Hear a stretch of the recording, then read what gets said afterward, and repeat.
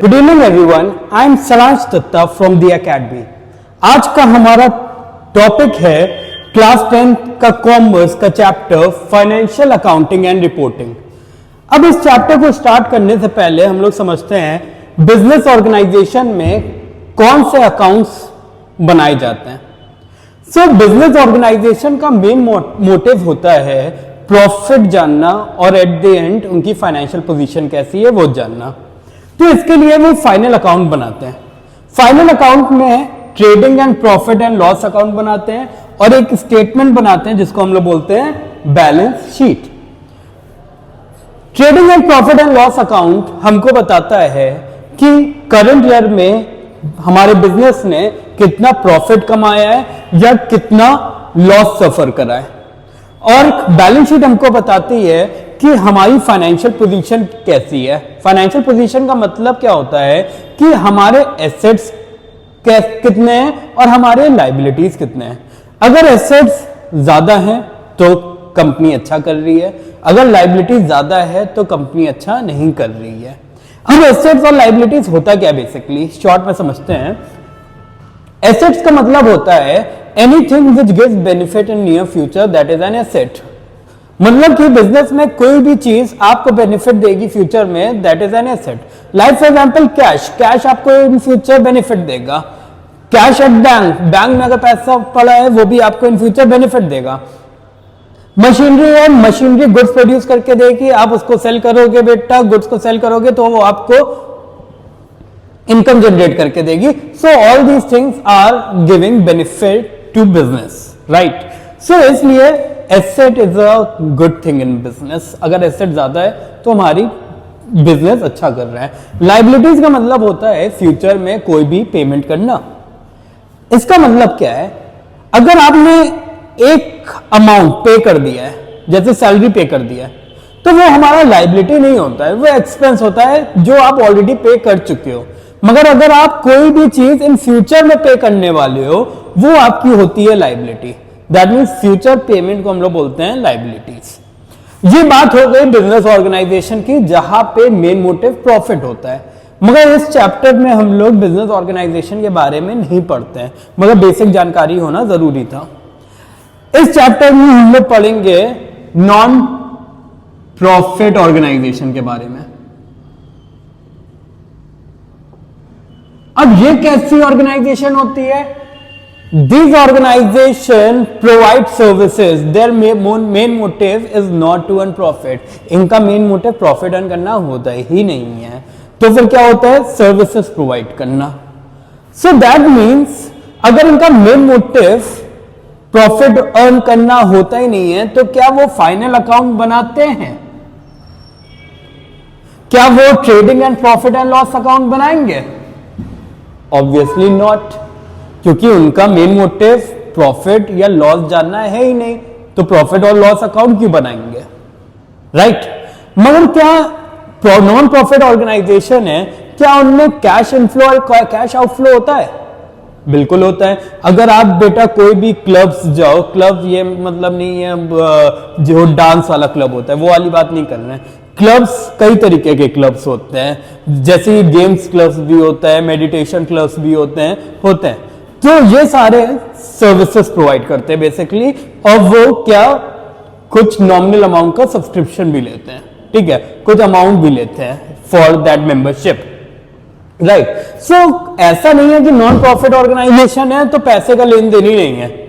पैसे का लेन देन है, कैश आएगा भी कैश जाएगा भी। सो इसलिए इनको भी अकाउंटिंग करनी पड़ती है। मगर बिजनेस ऑर्गेनाइजेशन जो अकाउंटिंग करते हैं वो ये अकाउंटिंग नहीं करते हैं। अब ये कौन सी बुक्स बनाएंगे, ये कौन सा अकाउंट मेंटेन करेंगे? पहला है रिसीट एंड पेमेंट अकाउंट। पहला है receipt and payment account. Second है income and expenditure account. And third, just like final account statement, that is balance sheet. Receipt and payment account, as the word says receipt, that means कितना amount received हो रहा है in a current year, और payment कितना amount हम pay कर रहे हैं। सो बेसिकली ये हमको बताते हैं, it is a summary of it, receipt and payment account is a summary of cash transactions. क्या होता है?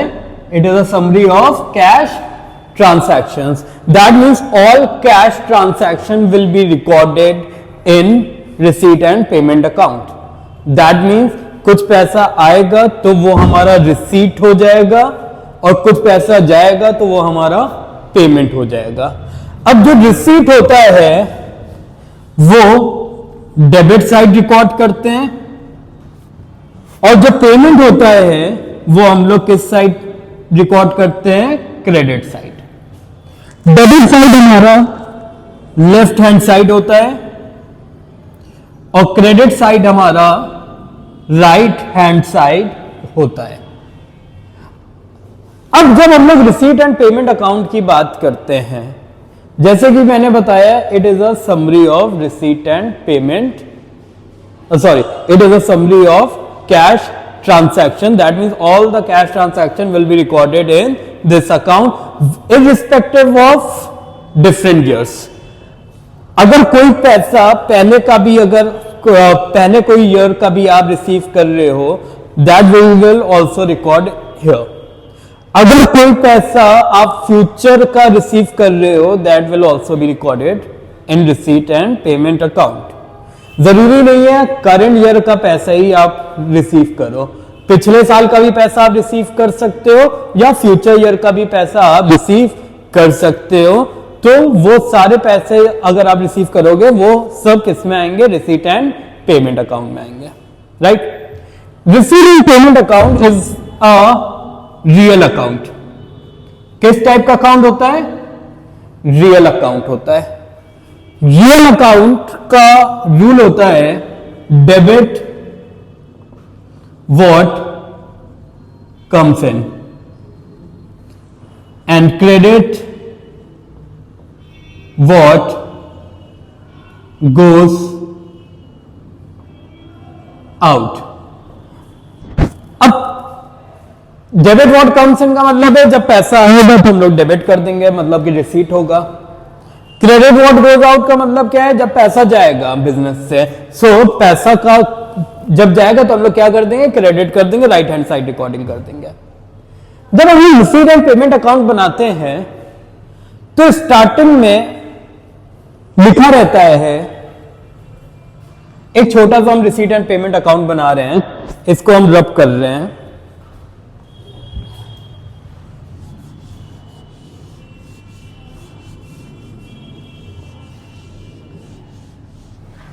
एक छोटा सा बनाएंगे सिर्फ,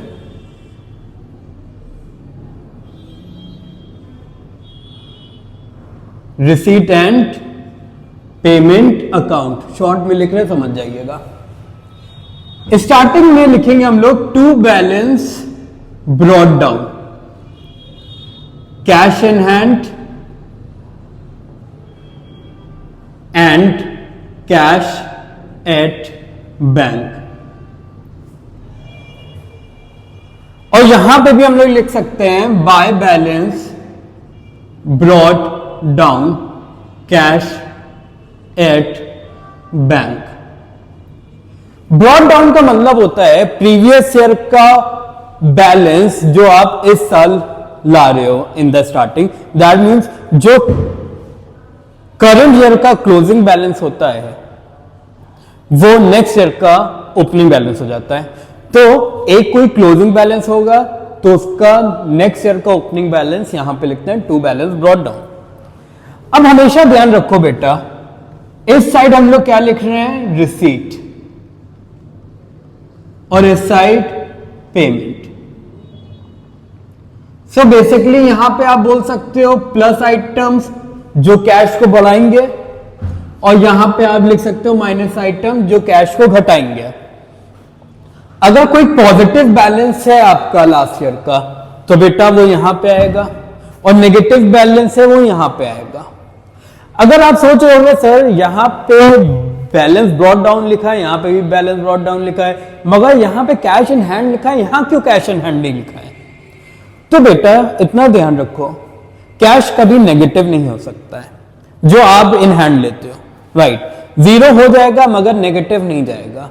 मगर जो बैंक में पैसा रखते हो बेटा वो नेगेटिव हो सकता है। कैसे हो सकता है बेटा? एक कॉन्सेप्ट है उसके लिए, बैंक ओवरड्राफ्ट। बैंक ओवरड्राफ्ट में आप क्या करते हो बेटा, आप एक्सेस अमाउंट निकाल सकते हो जितना अकाउंट में अवेलेबल है in a form of short term loan. मतलब कि शॉर्ट टर्म लोन के जरिए आप एक्सेस अमाउंट बैंक में जितना है आपका अकाउंट में जितना अमाउंट है उससे ज्यादा आप निकाल सकते हो। आपको ये समझ में आ गया होगा यहां पे बस कैश एट बैंक क्यों लिखे हैं, क्योंकि अगर नेगेटिव कैश एट बैंक होगा तो इधर आएगा और पॉजिटिव कैश एट बैंक होगा तो इधर आएगा, और जितने भी रिसीट होंगे वो इस साइड आएंगे और जितने भी पेमेंट होंगे वो इस साइड आएंगे। I hope it is clear, right? Next है इनकम एंड एक्सपेंडिचर अकाउंट। जैसे हम लोग ने अभी पढ़ा था profit and loss account. Profit and loss account हमको बताता है हमारा कंपनी का प्रॉफिट या लॉस कितना है। प्रॉफिट और लॉस हमको पता कैसे चलता है? जब हम इनकम और एक्सपेंसेस को कंपेयर करते हैं। जब हमारी इनकम एक्सपेंसेस ज्यादा होती है तो हमको प्रॉफिट मिलता है, और जब हमारे एक्सपेंस इनकम से ज्यादा होते हैं तो हमको लॉस मिलता है। तो क्या सर ये भी सेम ही है? इनकम एक्सपेंस तो यहां पे भी आ रहा है, बिल्कुल सेम है, बिल्कुल सेम है। मगर जैसे कि मैंने बताया यहां पे मोटिव अलग है। यहां पे प्रॉफिट और लॉस हमको जानना ही नहीं है, तो फिर हम लोग इसको क्यों बना रहे हैं? इसमें भी हम लोग क्या करेंगे? कंपेयर ही करेंगे। क्या कंपेयर करेंगे? इनकम और एक्सपेंस। तो सर इनकम ज्यादा होगी एक्सपेंस से, तब क्या आएगा? प्रॉफिट आएगा? नहीं, यहां पे प्रॉफिट नहीं आएगा। अगर इनकम ज्यादा है एक्सपेंस से तो आपको क्या मिलेगा? सरप्लस मिलेगा यहां पे, ठीक है? समझ लो प्रॉफिट का दूसरा नाम है सरप्लस। हाँ, दूसरा नाम वैसे नहीं है, बस यहां पे समझने के लिए, राइट? और अगर एक्सपेंस ज्यादा है इनकम से तो हमको मिलता है deficit. I hope it is clear. मगर जैसे हम लोग ने अभी पढ़ा था रिसीट एंड पेमेंट अकाउंट में जितने भी ईयर का पैसा है कभी भी आ रहा है, अगर करंट ईयर में पिछले साल का भी आ रहा है, नेक्स्ट ईयर का भी आ रहा है, तो हम लोग रिकॉर्ड कर लेते हैं। या फिर एक्सपेंस बेटा आप नेक्स्ट ईयर का भी पे कर रहे हो तब भी हम लोग रिकॉर्ड कर लेंगे। आर यू गेटिंग इट और नॉट, राइट? किसमें? रिसीट एंड पेमेंट अकाउंट में। मगर इनकम एंड एक्सपेंडिचर में हम लोग रिकॉर्ड नहीं कर सकते हैं ऐसे। तो फिर सब क्या करेंगे? जो भी करंट ईयर के इनकम और एक्सपेंस होंगे वो ही रिकॉर्ड करेंगे। कौन से करेंगे? करंट ईयर के इनकम और एक्सपेंस रिकॉर्ड करेंगे।